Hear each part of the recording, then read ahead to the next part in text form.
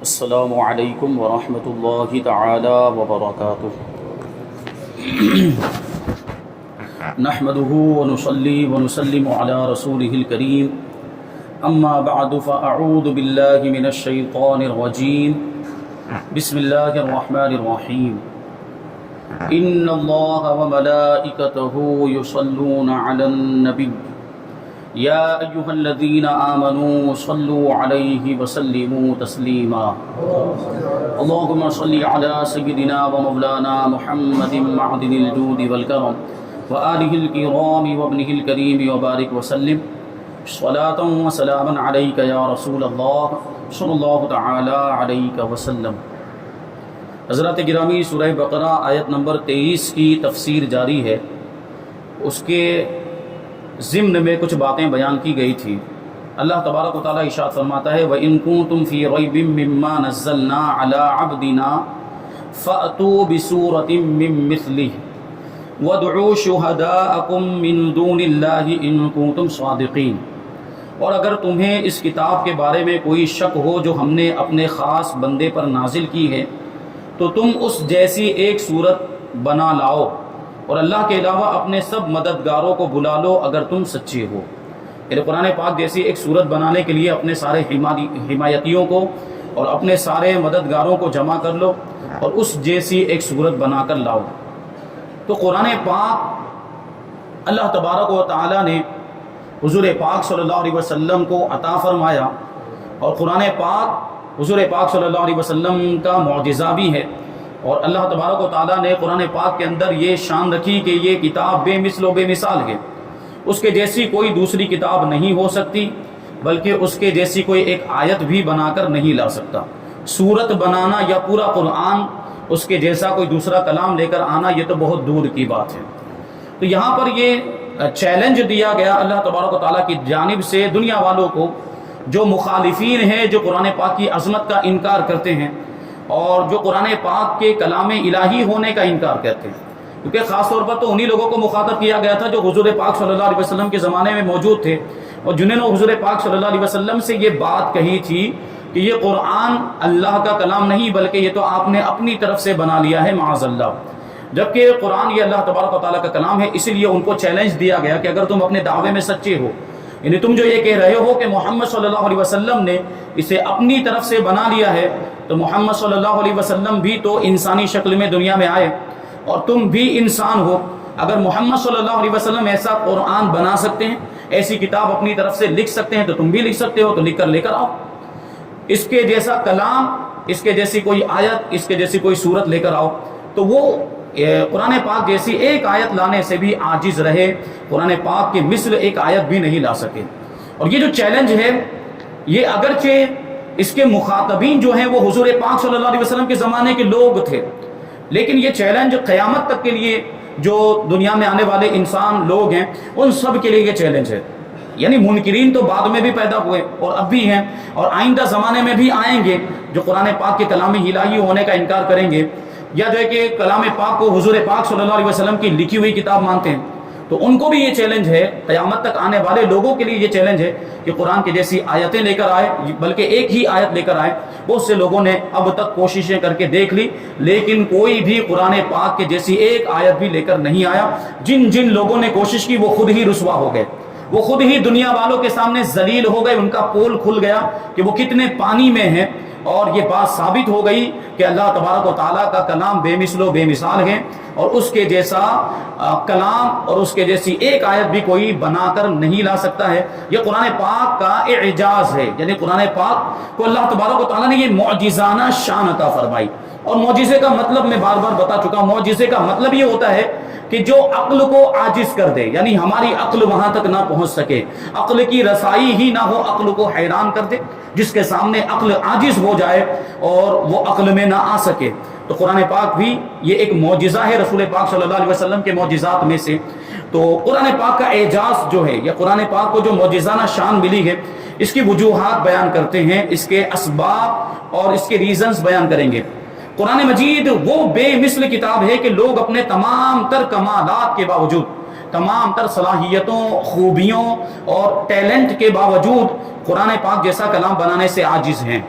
جتنی بھی خوبیاں کیوں نہ ہو، اگرچہ دنیا داری کے اعتبار سے بڑے ماہر مانے جاتے ہوں، کلام کے زبان کے بڑے ایکسپرٹ مانے جاتے ہوں، لیکن پھر بھی عربی زبان جاننے والوں کو یہ چیلنج ہے، اور ہم اور آپ تو عربی کو ویسے بھی نہیں جانتے، وہ عربی زبان میں بڑی مہارت رکھتے تھے۔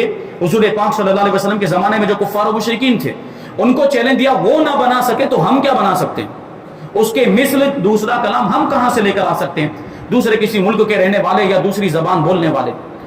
تو یہ قرآن پاک جیسا کلام لانے سے سب لوگ عاجز ہیں، اور جن و انس مل کر بھی اس کی آیات جیسی ایک آیت بھی نہیں بنا سکتے۔ جن و انس مل جائیں، سب مل کر بھی کوشش کریں، ایک آدمی کی تو بس کی بات ہی نہیں ہے، یا ایک جماعت کی بھی بس کی بات نہیں ہے۔ کیا چیلنج دیا جا رہا ہے کہ جنات اور انسان سب مل جائیں اور پھر بھی قرآن پاک جیسا کلام بنانا چاہے تو پورا کلام تو دور کی بات، ایک آیت بھی بنا کر نہیں لا سکتے۔ اس کی بنیادی وجہ یہ ہے کہ قرآن مجید اللہ تعالیٰ کا کلام ہے، اور مخلوق میں کسی کے پاس اتنی طاقت ہی نہیں ہے کہ وہ اللہ تعالیٰ کے کلام جیسا دوسرا کلام بنا سکے، کیونکہ اللہ تبارک و تعالیٰ کی جو صنعت ہے، یعنی اللہ تبارک و تعالیٰ کی کاریگری، اللہ تبارک و تعالیٰ کا کلام، ظاہر سی بات یہ ساری چیزیں بے مثل و بے مثال ہیں۔ کوئی دنیا کا انسان، کوئی بھی دنیا کی مخلوق یہ اپنے اعتبار سے کچھ چیزیں بنا سکتے ہیں، لیکن اللہ تبارک و تعالیٰ کی پیدائش، اللہ تبارک و تعالیٰ کی کاریگری یا اللہ تبارک و تعالیٰ کی صنعت کا مقابلہ نہیں کر سکتے۔ آج تک بھی سائنس نے اتنی زیادہ ترقی کر لی، کیا یہ دوسرا کوئی انسان بنا پائے، انسان جیسا کوئی انسان بنا پائے؟ روبوٹ وغیرہ بنائے ہیں لیکن اس کو انسان نہیں کہا جا سکتا۔ انسان اللہ تبارک و تعالیٰ کی تخلیق ہے، انسان اللہ تبارک و تعالیٰ نے پیدا کیا ہے، لہٰذا کوئی بھی انسان کے جیسا دوسرا انسان نہیں بنا سکتا۔ اور اگر بنائیں گے بھی تو جو بھی مٹیریل اس میں استعمال کریں گے وہ کس کا پیدا کیا ہوا؟ یہ روبوٹ بھی اگر بنا لیے ہیں، انسانوں جیسے کام کرنے لگ گئے ہیں، ہوٹلوں میں کام کرنے لگ گئے، کارخانوں میں کام کرنے لگ گئے، کمپنیوں میں کام کرنے لگ گئے، یہ مان لیتے ہیں کہ چلیے انسان کی طرح وہ کام کرنے لگ گئے۔ بہرحال ابھی بہت ساری کمیاں، ان کو انسان تو کہا ہی نہیں جا سکتا، لیکن پھر بھی جس مٹیریل سے جوڑ کر یہ روبوٹ بنایا وہ مٹیریل کس نے بنایا؟ اور جس عقل کو استعمال کر کے انہوں نے یہ روبوٹ تیار کیا وہ عقل کس نے عطا فرمائی؟ اللہ تعالیٰ نے ہی تو عطا فرمائی۔ یعنی ہر حال میں، ہر لمحہ انسان اپنے رب کا محتاج ہے۔ کبھی بھی کوئی بھی انسان اپنے رب سے بے نیاز نہیں ہو سکتا، بھلے وہ کتنے بھی بڑے بڑے دعوے کر لیں۔ جیسے آپ نے وہ سنا ہوگا، یہ فلم ہے لیکن یہ حقیقت بھی ہے، ٹائٹینک جہاز کے بارے میں۔ ٹائٹینک جہاز جس نے بنایا تھا، اتنا بڑا جہاز بنایا تھا اس زمانے کے اعتبار سے، وہ سب سے بڑا جہاز تھا، بعد میں تو اس سے بڑے بڑے بھی بنے ہیں، لیکن اس کے بنانے والے نے کیا دعویٰ کیا تھا کہ اگر خدا بھی چاہے نا تو اس جہاز کو نہیں ڈبا سکتا۔ اور کیا ہوا؟ ایک چھوٹے سے برف کے پہاڑ اور چٹان سے ٹکرانے کی وجہ سے برباد ہو گیا۔ خدا کے مقابلے کا اس نے دعویٰ کیا تھا۔ اس کی عاجزی کیسے ظاہر کی گئی کہ بہت بڑا بھی پہاڑ نہیں ٹکرایا تھا، اور کوئی بہت بڑی آفت بھی نہیں آ گئی، کوئی بہت بڑا طوفان بھی نہیں آیا، بس ایک معمولی سا برف کا پہاڑ تھا جو اس سے ٹکرایا، اور یہ پورا جو جہاز تھا وہ تباہ و برباد ہو گیا۔ یہ اللہ تبارک و تعالیٰ کی شان قدرت ہے۔ اللہ تبارک و تعالیٰ نے ان کو دکھا دیا کہ جو ایسے دعوے کرتے ہیں وہ اپنے دعوے میں کتنے جھوٹے ہیں اور کتنے عاجز ہیں، وہ کہ ان کے پاس ان کی خود کی کچھ طاقت ہی نہیں ہے۔ تو اللہ تبارک و تعالیٰ کی شان یہ ہے، اللہ تبارک و تعالیٰ کی مخلوقات، اللہ کی تخلیق اور اللہ کی صنعت کا کوئی مقابلہ نہیں کر سکتا۔ تو ایسے ہی قرآن مجید یہ اللہ تعالیٰ کا کلام ہے، مخلوق میں اتنی طاقت ہی نہیں ہے کہ اللہ تعالیٰ کے کلام کے مثل کوئی کلام بنا سکے۔ اور یہی وجہ ہے کہ صدیاں گزرنے کے باوجود آج تک کوئی بھی قرآن مجید کے دیے ہوئے چیلنج کا جواب نہیں دے سکا، اور نہ ہی قیامت تک کوئی دے سکے گا۔ قرآن پاک کے بے مثل ہونے کی بہت سی وجوہات، بہت سے اسباب ہیں جنہیں علماء اور مفسرین نے اپنی کتابوں میں بہت شرح و بسط کے ساتھ، یعنی بڑی تفصیل کے ساتھ بیان فرمایا ہے۔ ہم یہاں پر صرف ان میں سے 3 وجوہات بیان کرتے ہیں، 3 اسباب بیان کرتے ہیں کہ یہ معجزہ کیسے ہے، قرآن مجید کیسے یہ اللہ تعالیٰ نے معجزہ بنایا ہے، اس کو دیکھیں۔ سب سے پہلی وجہ ہے فصاحت و بلاغت، یعنی اللہ تبارک و تعالیٰ نے قرآن مجید کے اندر ایسی فصاحت و بلاغت رکھی ہے۔ فصاحت و بلاغت یعنی زبان کی خوبیاں، مختلف انداز میں کلام کرنا، یا جو ہے کہ چھوٹے چھوٹے جملوں کے ذریعے بڑا بڑا مفہوم ادا کر دینا، بڑے بڑے معانی ادا کر دینا، یہ فصاحت و بلاغت کہلاتا ہے۔ زبان کی خوبیوں کو یہ میں نے آسانی کے ساتھ آپ کو سمجھایا، ورنہ اگر اس کی عربی کے اعتبار سے تعریف کرنے جائیں تو وہ مشکل ہو جائے گی۔ عرب کے لوگ فصاحت و بلاغت کے میدان کے شہسوار تھے، ان کو اپنی فصاحت و بلاغت پر بڑا ناز تھا۔ اس سے پہلے بھی یہ بات میں بیان کر چکا کہ کلام کی خوبیوں میں وہ بڑی مہارت رکھتے تھے، بڑے ایکسپرٹ تھے اس میں، اور وہ زبان دانی کا ان کو ایسا دعویٰ تھا کہ وہ اپنے آپ ہی کو بولنے والا سمجھتے تھے اور باقی ساری دنیا کے لوگوں کو گونگا کہتے تھے، عجم کہتے تھے۔ یہ فصاحت و بلاغت کا ان کا معاملہ تھا، اور ان کی صفوں میں بہت سے ایسے لوگ موجود تھے جو کہ بلاغت اور فصاحت کے فن میں اعلیٰ ترین منصب رکھنے والے، عمدہ الفاظ بولنے والے، چھوٹے اور بڑے جملوں کو بڑی فصاحت اور خوبی کے ساتھ تیار کرنے والے تھے، اور تھوڑے کلام میں بہترین تصرف کر لیتے تھے۔ یعنی چھوٹا سا جملہ ہوتا تھا لیکن اس کا معنی جو ہوتا تھا وہ بہت ہی وسیع ہوا کرتا تھا، اپنی مراد کو بڑے عمدہ انداز میں بیان کرتے، کلام میں فصاحت و بلاغت کے تمام فنون کی رعایت کرتے، اور ایسے ماہر تھے کہ فصاحت و بلاغت کے جس دروازے سے چاہتے وہ داخل ہو جاتے تھے۔ الغرض دنیا میں ہر طرف ان کی فصاحت و بلاغت کا ڈنکا بجتا تھا، اور لوگ فصاحت و بلاغت میں ان کا مقابلہ کرنے کی تاب نہیں رکھتے تھے۔ اس لیے عرب کے لوگ اپنے آپ ہی کو بولنے والا سمجھتے تھے، باقی لوگوں کو گونگا سمجھتے تھے۔ ان اہل عرب کو فصاحت و بلاغت کے میدان میں اگر کسی نے عاجز کیا ہے تو وہ قرآن مجید ہے، اللہ تبارک و تعالیٰ کا کلام۔ اس مقدس کتاب کی فصاحت و بلاغت نے اہل عرب کی عقلوں کو حیران کر دیا اور اپنی مثل لانے سے عاجز کر دیا۔ یہ وہی تو عرب تھے جو بڑے بڑے شاعر ہوا کرتے تھے اور سینکڑوں اشعار کے بڑے بڑے قصیدے کہا کرتے تھے، اور وہ پورے قصیدے صرف اپنے ہی قصیدے نہیں بلکہ دوسرے شاعروں کے قصیدے بھی ان کو زبانی یاد ہوا کرتے تھے۔ اور یہ بات میں نے پہلے بھی عرض کی تھی کہ جو قصیدہ لکھتا تھا پھر اس قصیدے کو خانہ کعبہ کی دیوار پر لٹکا دیا جاتا تھا، اور یہ چیلنج ہوتا تھا کہ کون ہے جو اس قصیدے کا مقابلہ کر سکے اور اس کے جیسا دوسرا قصیدہ کوئی لے کر آئے۔ لیکن کوششیں کرتے تھے، اور دو شاعر تھے وہ آپس میں ایک دوسرے سے بڑھ کر تھے فصاحت و بلاغت میں، تو کوئی شاعر اگر اپنا قصیدہ لکھ کر خانہ کعبہ کی دیوار میں لٹکاتا تو اس سے بڑا شاعر جو فصاحت و بلاغت میں اس سے زیادہ ماہر ہوتا، اس سے بہتر قصیدہ لکھ دیتا، تو پہلا والا قصیدہ اتار دیا جاتا اور دوسرا والا قصیدہ لٹکا دیا جاتا تھا۔ پھر اب چیلنج ہوتا تھا دوسرے شاعروں کو کہ اب کون ہے جو اس کا بدلہ لے کر آئے اور اس کے جیسا دوسرا کلام لے کر آئے۔ تو میں نے بتایا تھا کہ کسی نے سورہ کوثر لکھ کر لٹکا دی، انا اعطیناک الکوثر فصل لربک وانحر ان شانئک هو الابتر۔ کتنی چھوٹی سی سورت ہے، لیکن یہ چھوٹی سی سورت کس کی ہے وہ دیکھیں، یہ کلام مجید کی سورت ہے، یہ کسی انسان کا کلام نہیں ہے، یہ اللہ تبارک و تعالیٰ کے کلام کا ایک حصہ ہے، پورے کلام کی بات ہی نہیں ہے۔ وہ جو سورت لٹکائی تھی تو پورا قرآن مجید بھی لٹکا سکتے تھے، لیکن پورا قرآن مجید کا تو مقابلہ ہو ہی نہیں سکتا۔ ابھی یہ سورت کی بات دیکھیں آپ، چھوٹی سی سورت جو 3 آیتوں پر مشتمل ہے، یہ چھوٹی سی سورت کسی نے لے جا کر خانہ کعبہ کی دیوار میں لٹکا دیا۔ اب جو ہے کہ وہی چیلنج کہ کون ہے جو اس کے جیسی کوئی دوسری سورت بنا کر لے کر آ جائے، اس کے جیسا کلام بنا کر لے کر آ جائے۔ سب اپنی اپنی کوششیں کرنے لگ گئے، بڑے بڑے شعراء سر دھن کر بیٹھ گئے اور بس اب کوشش کر رہے ہیں کہ اس کا کوئی جواب بن جائے، اس سے جیسا کوئی کلام بن جائے یا اس سے بہتر کوئی کلام بن جائے، لیکن کسی سے سورہ کوثر کا جواب بن ہی نہ سکا، سورہ کوثر کا کوئی مقابلہ کر ہی نہ سکا، اس کے جیسی کوئی سورت یا اس کے جیسا کوئی کلام لے کر نہیں آیا۔ آخرکار ایک آدمی نے مجبور ہو کر نیچے ایک جملہ لکھ دیا تھا، ما ھذا کلام البشر، یہ کسی انسان کا کلام ہو ہی نہیں سکتا۔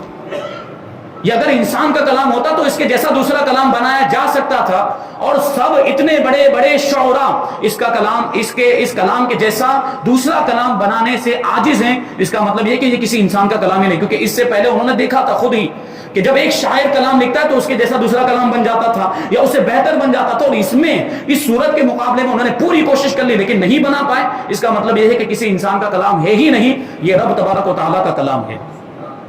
تو یہ دیکھیں ایک سبب اور ایک وجہ ہے قرآن کے اعجاز کی۔ دوسری وجہ تلاوت قرآن کی تاثیر، جب قرآن پاک کی تلاوت کی جاتی، اسی وجہ سے تو ابو جہل وغیرہ نے قرآن کی تلاوت پر پابندیاں لگوائی تھی۔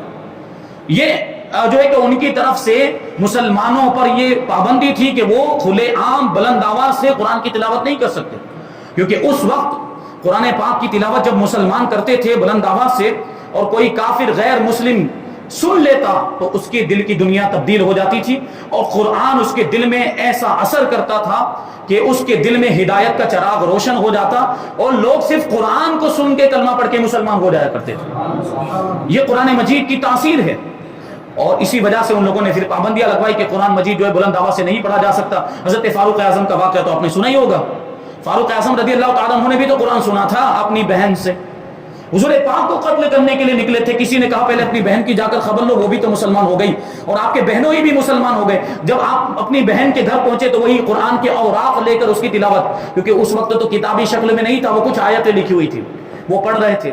فاروق اعظم نے مانگا کہ یہ دو کیا پڑھ رہے تھے تم, کون سا کلام ہے؟ تو آپ کی بہن نے کہا کہ پہلے جا کر غسل کرو, وضو کرو, اس کلام کو پاک لوگ ہی چھو سکتے, ناپاک لوگ اس کلام کو نہیں چھو سکتے. فاروق اعظم رضی اللہ تعالیٰ عنہ غسل کر کے آئے, وضو کر کے آئے, پھر وہ کلام پڑھا. کیسی دل کی دنیا تبدیل ہوئی. حضور پاک صلی اللہ علیہ وسلم کو قتل کرنے کے ارادے سے تلوار لے کر نکلے تھے, لیکن اب حضور کی بارگاہ میں پہنچے تو حضور کے قدموں میں سر رکھ دیا اور کلمہ پڑھ کے مسلمان.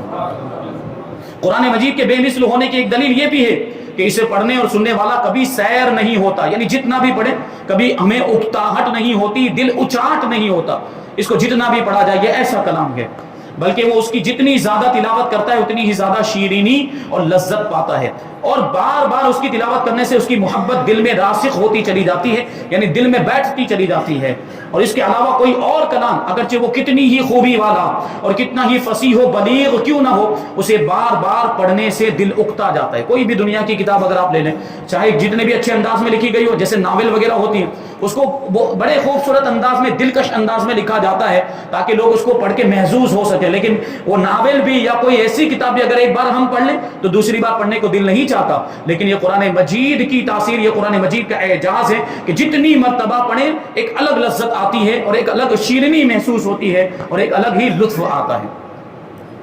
اور جب اسے دوبارہ پڑھا جائے, یعنی دنیا کی کتابیں اگر ان کو بار بار پڑھا جائے تو بار بار پڑھنے سے دل اکتا جاتا ہے, اور جب اس کتاب کو دوبارہ پڑھا جائے تو طبیعت بیزار ہو جاتی ہے. لیکن قرآن مجید کی شان یہ ہے کہ اس کو جتنی مرتبہ پڑھا جائے دل اکتاتا نہیں. قرآن مجید کی اس شان کے بارے میں حضرت حارث رضی اللہ تعالیٰ عنہ سے مروی ہے, حضرت علی مرتضی کرم اللہ وجہہ الکریم فرماتے ہیں, حضور اقدس صلی اللہ علیہ وسلم نے ارشاد فرمایا, قرآن وہ ہے جس کی برکت سے خواہشات بگڑتی نہیں, یعنی غلط راستے پر نہیں جاتی. جو لوگ پابندی کے ساتھ قرآن کی تلاوت کرتے ہیں نا, سچے دل سے, اچھی نیت کے ساتھ, تو قرآن ان کے دلوں میں اثر کرتا ہے, پھر ان کی خواہشات بگڑتی نہیں. مطلب کیا ہے, پھر نفس کی خواہشات مر جاتی ہیں, اور نفس پھر ان کو گناہوں پر ابھارتا نہیں بلکہ ان سے نیک کام کرواتا. اور جس سے دوسری زبانیں مشتبہ نہیں ہوتی, یعنی قرآن پاک عربی زبان میں نازل کیا گیا اور اس میں دوسری زبان شامل نہیں ہو سکتی. جیسے دوسری کتابوں میں کبھی کچھ بھی داخل کر لیا جائے, اور آج تو زبانوں کو مکس کرنے کا بڑا رواج ہے. اردو کے اندر انگریزی کے الفاظ استعمال کیے جاتے ہیں, ہندی کے اندر بول چال کے اندر بھی کتنے انگریزی کے الفاظ آ چکے, اور زبانوں کو مکس کر دیا گیا, ایک زبان کے الفاظ دوسری زبان میں داخل کر دیے گئے. لیکن قرآن مجید کی شان یہ ہے کہ جس حالت میں وہ 1450 سال پہلے تھا, آج بھی اسی حالت میں موجود ہے. ایک لفظ بھی کسی دوسری زبان کا یا کسی دوسرے کلام کا اس میں شامل نہیں کیا گیا. اور علماء اس سے سیر نہیں ہوتے, یعنی علماء اس میں جتنا بھی غور و فکر کرتے چلے جائیں, نئی نئی معلومات ان کو حاصل ہوتی ہی رہتی ہے. یہ بار بار دہرائے جانے سے پرانا نہیں ہوتا, اور اس کے عجائبات ختم نہیں ہوتے. اس قرآن مجید کی آیتوں میں رعب, قوت اور جلال ہے کہ جب کوئی ان کی تلاوت کرتا ہے یا انہیں کسی سے سنتا ہے تو اس کے دل پر ہیبت طاری ہو جاتی ہے. یہ خود آپ محسوس کریں گے کہ جب قرآن مجید کی تلاوت کی جاتی ہے تو خود بخود دل میں ایک اثر ہوتا ہے, اور ہم خود محسوس کرتے ہیں قرآن پاک کی ہیبت کو. حتیٰ کہ جسے قرآن پاک کی آیتوں کے معنی سمجھ میں نہ آ رہے ہوں اور وہ آیت کی تفسیر بھی نہ جانتا ہو, اس پر بھی رقت طاری ہو جاتی ہے. کیونکہ کوئی مسلمان جب سنتا ہے تو وہ تو یہی سوچ کر سنتا ہے, اس کا عقیدہ تو یہی ہوتا ہے نا کہ قرآن مجید اللہ تعالیٰ کا کلام ہے. وہ صرف یہ تصور ہمارے ذہن میں ہو, اور اس تصور کو ہم اپنے ذہن میں جما کر قرآن مجید سنیں تو یقیناً اس کا اثر دل پر ہوتا ہے. جبکہ قرآن مجید کے علاوہ اور کسی کتاب کے اندر یہ وصف اور یہ خوبی نہیں پائی جاتی, اگرچہ وہ کیسے ہی بہترین انداز میں کیوں نہ لکھی گئی ہو. یہ دوسری وجہ بتائی گئی قرآن پاک کے اعجاز کی. تیسری وجہ ہے غیب کی خبریں. قرآن مجید کے اندر غیب کی خبریں دی گئی ہیں. قرآن پاک میں مستقبل یعنی آنے والے زمانے کے بارے میں جو خبریں دی گئیں وہ تمام کی تمام پوری ہوئی. جیسا قرآن مجید میں فرمایا گیا تھا ویسا ہی وجود میں آیا. مثلا زمانہ نبوی میں رومیوں کے ایرانیوں پر غالب آنے کی خبر دی گئی تھی. یہ الف لام میم غلبت الروم فی ادنى الارض ومن بعد غلبهم سيغلبون, یہ قرآن مجید کی آیت کریمہ ہے. 21ویں پارے میں غالباً یہ آیت کریمہ. تو اس میں یہ فرمایا گیا کہ ابھی اگرچہ رومی یہ شکست کھا گئے, لیکن قریب کے زمانے میں ان کو فتح حاصل ہوگی اور وہ ایرانیوں پر غالب آ جائیں گے, وہ ایرانیوں پر جیت جائیں گے. اس میں دیکھیں یہ اگرچہ وہ دونوں کافر ہیں، رومی بھی کافر ہیں اور ایرانی بھی کافر ہیں، لیکن رومی کتابی مانے جاتے تھے، اہل کتاب مانے جاتے تھے، اور جو فارس کے لوگ تھے وہ مشرک مانے جاتے تھے کہ وہ آگ کی پوجا کیا کرتے.